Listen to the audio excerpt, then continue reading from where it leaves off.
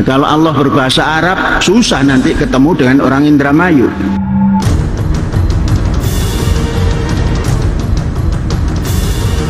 Allah tidak mengerti bahasa Indramayu, melukai perasaan keagamaan umat Islam.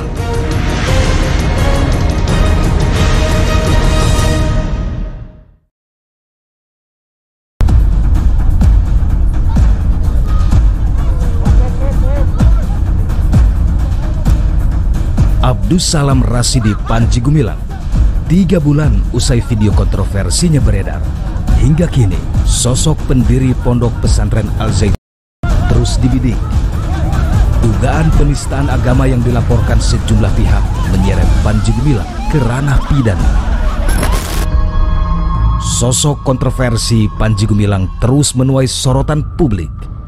Saya sejak tahun awal berdiri Ma'had ini sudah menganjurkan baca. Mengapa? Nabi Muhammad juga sudah mendeklar Dzalikal kitab la raib. Itu Nabi Muhammad yang mendeklar itu atas wahyu ilahi, bukan kalam Allah. Kalam Nabi Muhammad yang didapat daripada wahyu. Nah, kalau Allah berbahasa Arab, susah nanti ketemu dengan orang Indramayu.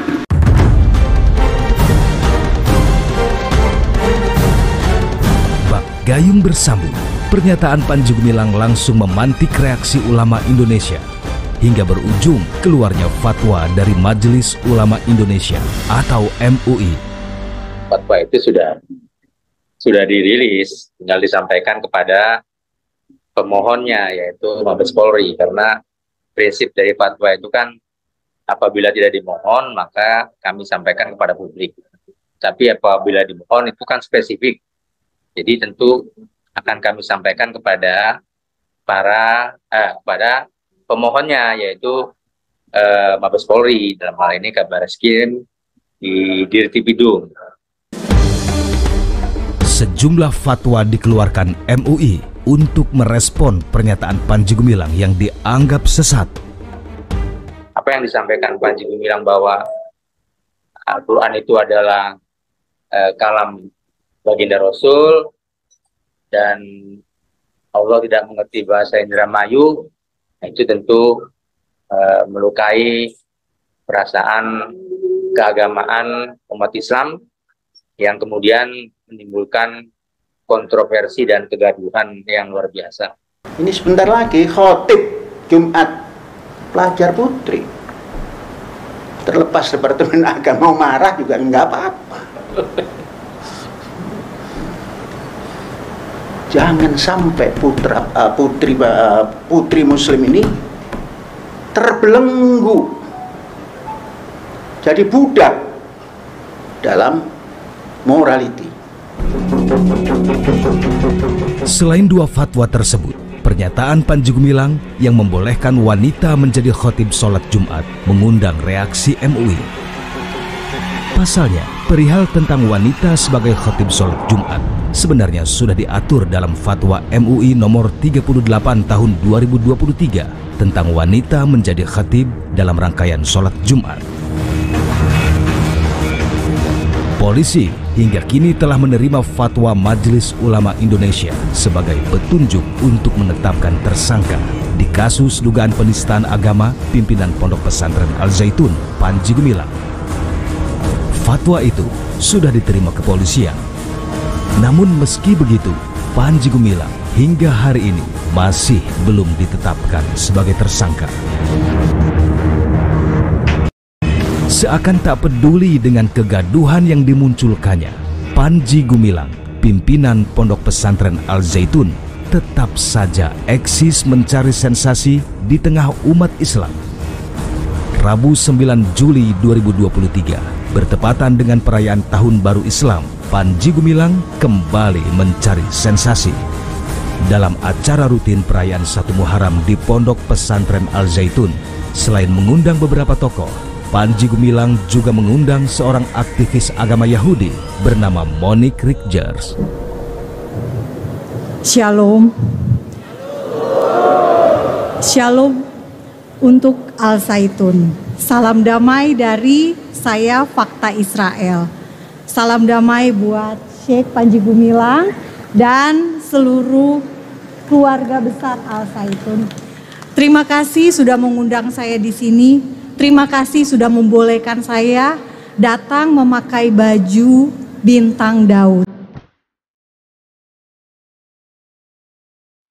Kehadiran aktivis Yahudi di Pondok Pesantren Al Zaitun menambah panjang deretan daftar sikap dan perbuatan Panji Gumilang yang kontroversial.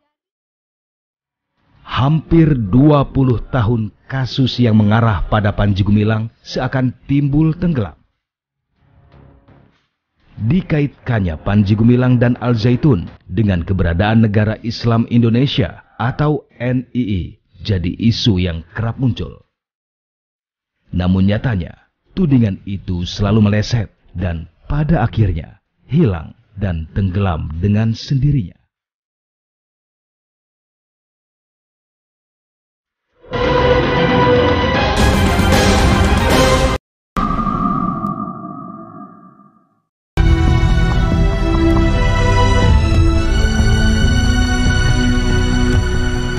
Nah, kalau Allah berbahasa Arab, susah nanti ketemu dengan orang Indramayu.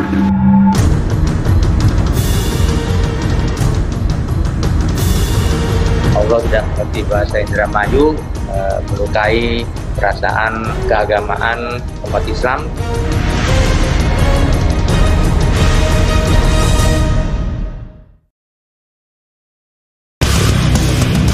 Sepak terjang NII KW 9 bukan baru kali ini saja muncul. Kelompok ini sudah eksis sejak tahun 1990 silam. Di tahun 2009 silam, tim telusur TV One sempat merekam bagaimana organisasi ini melakukan kegiatan dengan kedok pengajian.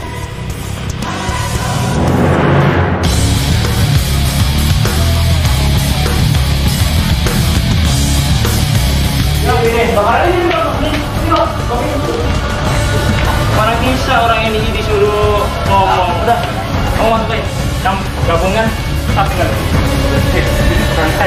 Enggak. Kamu lapor aja polisi nanti. Kalau nggak mau ini, kamu lapor polisi kamu. Kenapa namanya? Hah? Berapa? Saat itu, sebuah rumah di Jakarta digeruduk massa. Saksi semua, taruh semua. Warga curiga rumah ini dijadikan kegiatan organisasi yang disebut-sebut sebagai Negara Islam Indonesia atau NII dengan berkedok pengajian. Ada 15 orang di dalam rumah. Enggak. Kamu mau ngaku apa? Saya tahu mau nonton kamu sekarang. Demi Allah enggak. Kamu ngapain di sini? Dia nonton kamu tau nggak? Dibohongin kamu sama Panji Gumilang. Saat digeledah ditemukan sejumlah dokumen yang berisi tentang paham Negara Islam Indonesia dan pesantren Al Zaitun. Rekaman gambar perekrutan anggota NII dengan kedok pengajian ini menggiring tim telusur untuk menemui salah satu orang yang ikut dalam pengungkapan tahun 2009 silam itu. Tim telusur menjumpai Taufik Hidayat, salah satu orang yang ikut dalam pengungkapan gerakan NII KW 9 pada tahun 2009 silam. Saat itu kami ini agak terpacu ya terpacu untuk melakukan bagaimana caranya kita menemukan alat bukti. Akhirnya kami melakukan penggerebekan di berbagai, hampir tiap minggu kami melakukan penggerebekan. Karena dari situlah kami mendapatkan alat bukti. Dan bukan polisi yang bekerja untuk menggerebek, kami masyarakat. Ya, juga melibatkan teman-teman media. Akhirnya terkumpullah banyak fakta-fakta. Nah, tinggal kan persoalannya saat itu fakta-fakta itu sesungguhnya jauh lebih cukup ketimbang hari ini. Karena saat itu kami menemukan transaksi keuangan dari teritorial ke Mahat Al Zaitun. Nah, saat itu oleh Kabareskrim Mabes Polri Pak Ito Sumardi itu dimintakan ke PPATK. Ya, sekitar 2011-2012. Meski sudah pernah diungkap, namun cengkraman NII KW 9 binaan Panji Gumilang sepertinya tak bisa lepas. Panji Gumilang dan Al Zaitun tetap eksis dan malah semakin besar. Boleh dibilang NII KW 9 ini bukan klandestin. NII KW 9 itu bukan organisasi tanpa bentuk, bukan. Dia negara dalam negara, dia terstruktur, jelas orang-orangnya. Kalau datang ke Al Zaitun, itu jelas. Lurahnya, camatnya, bupatinya, gubernurnya hadir di sana. Dan diketahui oleh di antara mereka. Dan tahu, negara ini tahu. Ya, intelijen tahu. Namun, dibiarkan. Munculnya organisasi NII KW 9 seolah-olah tak tersentuh oleh hukum. Di bawah kepemimpinan Panji Gumilang, NII KW 9 semakin melebarkan sayapnya tanpa pengawasan. Ini terbukti, kenapa? Karena kami di tahun 2007-2008 ya, bersama dengan Intelkam Polri itu melakukan penyusupan mulai dari masyarakat, ada teman-teman mahasiswa, relawan-relawan yang siap untuk siap dibaiat lah gitu. Paling tidak kita punya ada hampir 10 orang. Nah, 2-3 orangnya anggota polisi. Dan mereka berhasil mendapatkan video baiat, mendapatkan video penyerahan serah terima pemindahan dari warga negara RI berpindah kepada warga negara NII.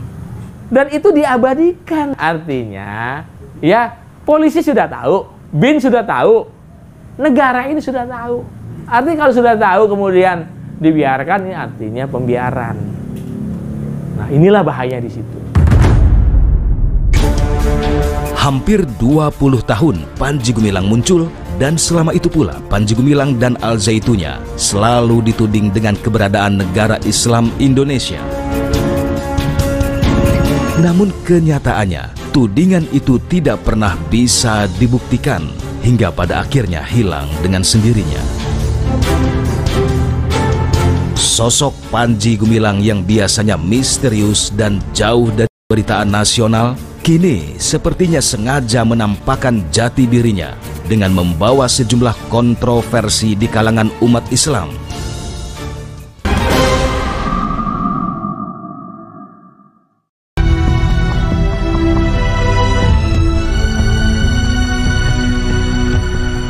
Nah, kalau Allah berbahasa Arab, susah nanti ketemu dengan orang Indramayu.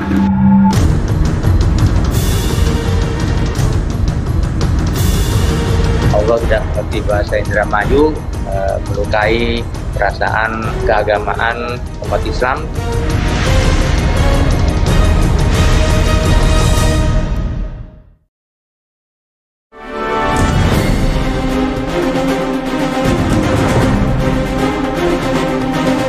Nama lengkapnya Abdul Rashidi Panji Gumilang. Pria berusia 81 tahun ini kelahiran Gresik, Jawa Timur. Panji Gumilang sempat menempuh pendidikan sekolah Arab atau madrasah di Gresik. Ia sempat mengenyam pendidikan di Pondok Pesantren Gontor. Panji Gumilang selanjutnya meneruskan studi di Institut Agama Islam Negeri Syarif Hidayatullah atau UIN Syarif Hidayatullah.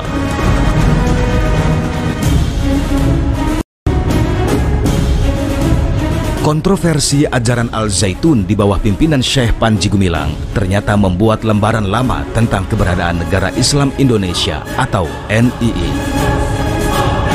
Negara Islam Indonesia Kemandemen Wilayah 9 atau KW 9 selalu dikaitkan dengan keberadaan Pondok Pesantren Al Zaitun.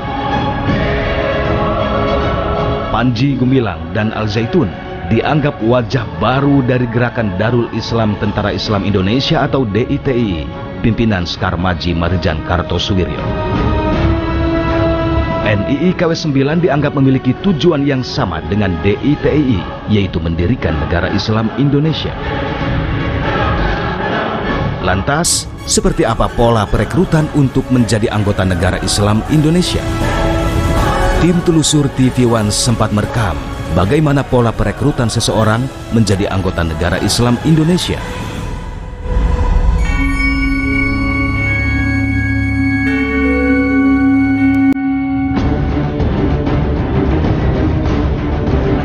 Kala itu, tim menemui seseorang anggota Negara Islam Indonesia atau NII yang memberikan penawaran kepada kami untuk masuk ke dalam kelompok mereka. Sore harinya, tim dibawa ke kawasan Kalimalang, Jakarta Timur. Di tempat itu kami dipertemukan dengan seseorang yang menjabat sebagai lurah NII. RI hukumnya Pancasila, jelas-jelas nyata-nyata hukumnya Pancasila. Yang di sini ada yang sholat zakat puasa, anggur hukum Islam. Dilaksanakannya di tempat yang tidak memberlakukan nyata-nyata tidak memberlakukan hukum Islam.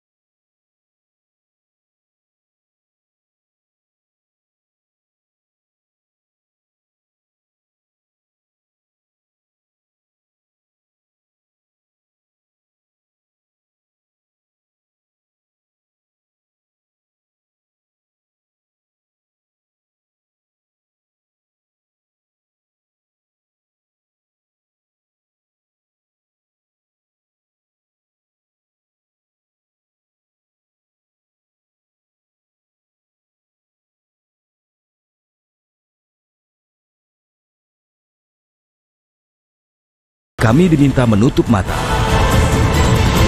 Di sebuah tempat yang belakangan diketahui sebagai kantor wilayah NII ini, ternyata masih di bilangan Durensawit, Jakarta Timur.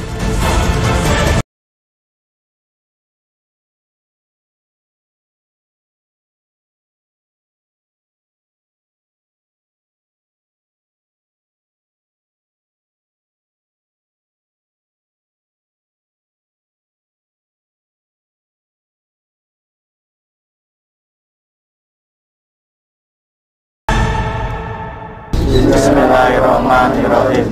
Saya nama Taryono. Saya nama Mulai saat ini menanggalkan kewarganegaraan Republik Indonesia. Selanjutnya mohon untuk diterima menjadi warga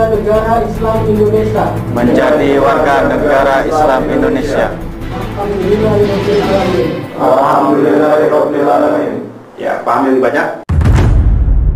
Dan ketika keadaan sudah mentok, ayatnya ya ayat bahwa di golongan mereka ada kafir. Jadi kalau misalnya kita ambil hartanya atau kita rampok atau kita curi segala macam, gak masalah gitu.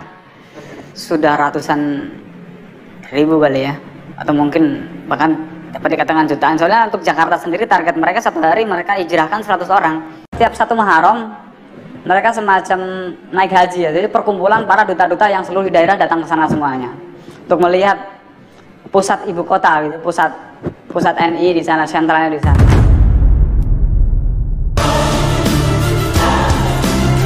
Panji Gumilang terus melenggang. Sejumlah tokoh muncul pasang badan bela Panji Gumilang. Fatwa MUI sudah dikeluarkan. Undang-Undang Dasar 45 Pasal 28E ayat 2 sudah mengatur kebebasan umat beragama. Lantas, akankah kasus Panji Gumilang kembali tenggelam? Atau Panji Gumilang hanya bisa dihukum ringan? Hingga kini, kepolisian masih bekerja untuk menentukan seperti apa kelanjutan nasib Panji Gumilang.